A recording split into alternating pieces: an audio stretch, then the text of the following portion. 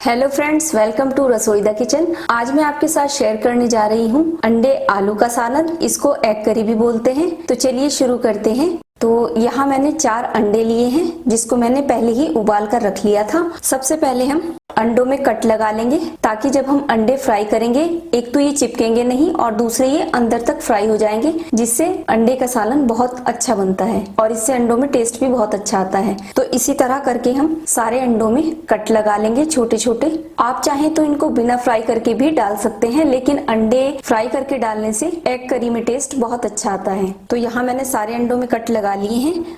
अब हम gas on करके कुकर रखेंगे और इसमें हम डालेंगे रिफाइंड ऑयल। तो यहाँ मैं थोड़ा ज्यादा रिफाइंड ऑयल डाल रही हूँ, क्योंकि मैं पहले अंडों को फ्राई करूंगी। और यहाँ तेल को हम गर्म होने के लिए छोड़ देंगे। तो तेल यहाँ पर हल्का सा गर्म हो चुका है। अब हम इसमें एक एक करके अंडा डालेंगे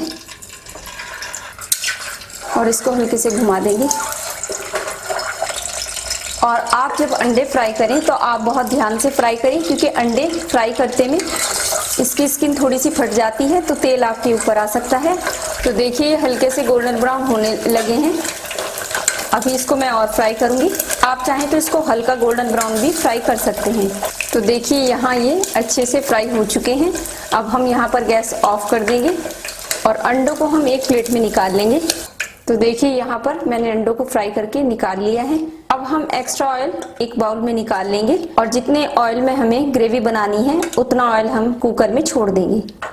तो यहाँ मैंने ये वाले 1 से 1.5 स्पून ऑयल इसमें छोड़ दिया है। अब इस ऑयल में हम ग्रेवी तैयार करेंगे। तो यहाँ हम दोबारा गैस ऑन कर लेंगे और यहाँ पर मैंने एक मीडियम साइज की प्याज ली है, बारीक कटी हुई। ये प्याज हम इसमें डाल देंगे और प्याज को हम गोल्डन ब्राउन होने तक फ्राई करेंगे। तो देखिए, यहाँ प्याज गोल्डन ब्राउन हो चुकी है। अब हम एक बार फिर से गैस ऑफ करेंगे और इस फ्राई की हुई प्याज को हम एक प्लेट में निकाल लेंगे। और इस प्याज के साथ यहाँ कुछ साबुत खड़े मसाले ले रही हूँ, जिसमें 1 टीस्पून जीरा, 1 बड़ी इलायची के दाने, बड़ी इलायची का छिलका मैंने निकाल दिया है, सिर्फ इसके दाने लिए हैं, 2 छोटी इलायची और 1 चने के दाने के बराबर जायफल का टुकड़ा लिया है।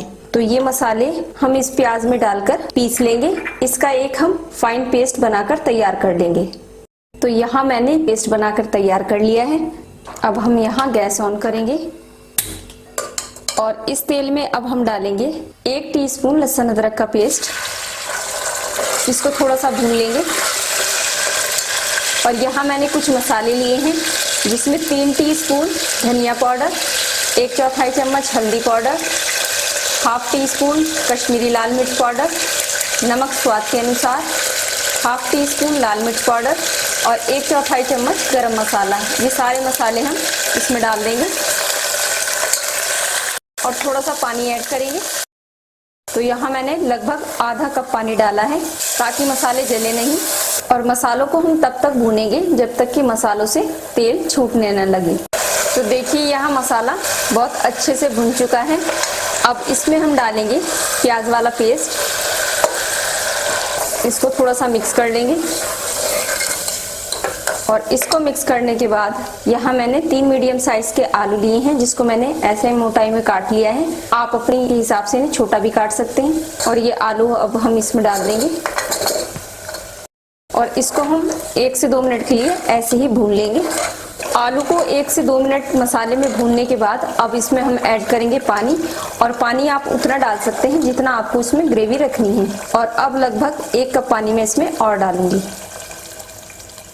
और इसको एक बार अच्छे से मिक्स करेंगे। और अब प्रेशर कुकर हम यहाँ पर बंद कर देंगे और फुल फ्लेम पर हम इसको 1 विसिल आने तक पकने देंगे। और 1 विसिल आने के बाद गैस ऑफ कर देंगे। प्रेशर कुकर को हम ऐसे ही छोड़ देंगे और 2 से 3 मिनट के बाद हम इसका प्रेशर निकाल देंगे। अब एक बार हम गैस और ऑन करेंगे और इस ग्रेवी में अब हम ये अंडे डाल देंगे। और अंडे को डालने के बाद हम यहाँ पर गैस लो कर देंगे और लो फ्लेम पर हम इसको बिना प्रेशर लगाए ऐसे ही 2 से 3 मिनट के लिए पकने देंगे, ताकि ग्रेवी का फ्लेवर अंडों के अंदर अच्छे से आ जाए। अब हम यहाँ पर गैस ऑफ कर देंगे।